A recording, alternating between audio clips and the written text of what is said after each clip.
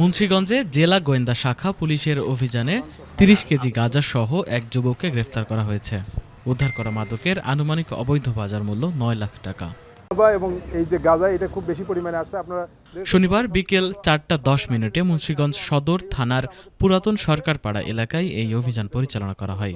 এদিন বিকেলে মুন্সিগঞ্জ পুলিশ সুপারের কার্যালয়ের সামনে এক সংবাদ সম্মেলনে এসব তথ্য জানান police super Mohammad Minhajul Alam PPM. আপনাকে ধন্যবাদ যে এটা তিনি বলেন, অভিযানের সময় পুরাতন সরকার পাড়ায় আরাফাত খান রাব্বির বসত বাড়িতে তল্লাশি চালিয়ে ৩০ কেজি গাঁজা উদ্ধার করা হয় এবং তাকে গ্রেফতার করা হয়। গ্রেফতারকৃত ব্যক্তি হুমায়ুন খানের ছেলে।